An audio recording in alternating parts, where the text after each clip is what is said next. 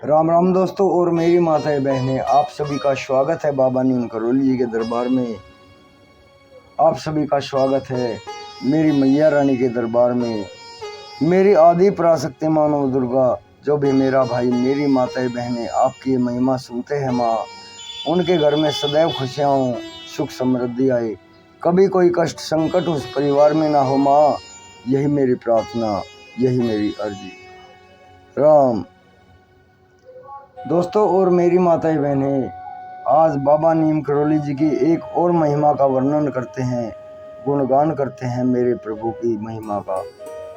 जब एक व्यक्ति मर रहा है, आखिरी सांसें गिन रहा है और घर में लेटा लेटा एक गंभीर बीमारी से, कैंसर जैसी बीमारी से व्यथित है, और वो अपने भाई से कहता है कि मुझे बाबा नीम करौली जी के दर्शन करवा दो, उनके दर्शन से मैं शांति से मर सकूंगा, मुझे बहुत शांति मिलेगी।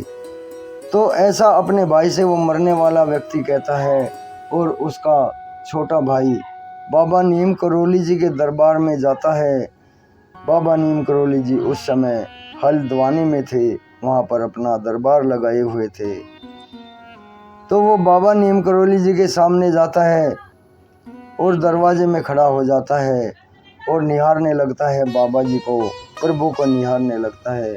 प्रभु तो अंतर्यामी है मेरे बाबा, उसे देखते ही तुरंत अपने पास बुलाते हैं। क्या बात है, ऐसे क्यों खड़ा है? तभी वो भक्त बाबा जी से कहता है कि बाबा, मेरा बड़ा भाई कैंसर से व्यथित है, बीमार है, और वो आखिरी सांसें गिन रहा है, और उसकी आखिरी एक ही मांग है कि बाबा नीम करौली जी के दर्शन हो जाए तो मैं शांति से मर सकूंगा। बाबा, दया करके एक बार मेरे भाई को देख आओ, उन्हें अपने दर्शन दे आओ, वो यहाँ तक नहीं आ सकता। तो बाबा जी कहते हैं कि हम नहीं आएंगे, जाओ कह देना अपने भाई को, मरता है तो मर जाए। तो ऐसे कड़वे वचन बोले बाबा ने। ये उनकी महिमा ही थी कोई, मुझे नहीं पता, वे अंतर्यामी है, इसमें क्या अर्थ छिपा था। उसका छोटा भाई अपने घर वापस चला जाता है और अपने भाई से कहता है कि भैया, बाबा जी 1-2 दिन में आएंगे। वो तसल्ली देता है अपने भाई से, और अगले दिन फिर वो बाबा जी के दरबार में आता है और ऐसे ही आकर खड़ा हो जाता है। बाबा जी फिर उसे अपने पास बुलाते हैं और कहते हैं, मैं नहीं आऊँगा, जा कह देना अपने भाई से, मरता है तो मर जाए। पता नहीं कौन सी बात थी, कौन सा राज था जो बाबा जी ऐसा व्यवहार कर रहे थे। शायद वे उसकी मृत्यु को दूर भगा रहे थे, मरने वाले की मृत्यु को दूर भगा रहे थे। और वो उसका भाई दुखी होकर चला जाता है। और दरबार समाप्ति के बाद बाबा जी कहते हैं भक्तों से, चलो मेरे पीछे पीछे आओ। और बाबा जी चल देते हैं और भक्तजन उनके पीछे पीछे चल देते हैं। पता नहीं बाबा जी कहाँ जा रहे हैं, बस सब अपनी धुन में, सब बाबा जी के पीछे पीछे चले जा रहे हैं। आनंद आ रहा है भक्तों का। और बाबा नीम करौली जी चलते चलते करीब 1 किलोमीटर चले जाते हैं और हल्द्वानी से बाहर एक जंगल से, बीहड़ से जंगल में एक घर होता है। उस घर के बाहर जाकर बाबा जी रुक जाते हैं और भक्तों से कहते हैं कि तुम यहीं रुको, मैं आता हूँ।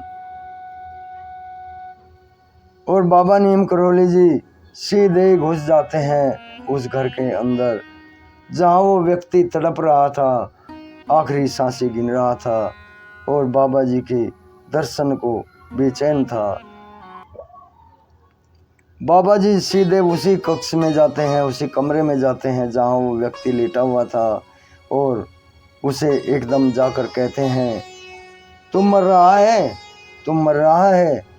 तेरे भाई कहता है कि तुम मर जाएगा, चल मर जा। ऐसा कहते हुए बाबा नीम करौली जी उसके सिर पर हाथ रखते हैं और फिर बाहर चले आते हैं प्रभु। और वो मरने वाला व्यक्ति हाथ जोड़े हुए प्रभु के दर्शन करता रहता है, ऐसे एक टक नज़र से देखता रहता है। उसे कुछ सुनाई नहीं देता कि बाबा क्या कह रहे हैं, प्रभु क्या कह रहे हैं, और बाबा उसके सिर पर हाथ रखकर वापस आ जाते हैं।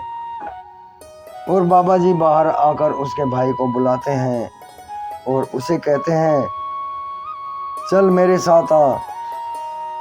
वक्त फिर चल देते हैं और थोड़ी दूर जाकर एक गधे चराने वाला था वहाँ पर, जो गधे घोड़े रखता था।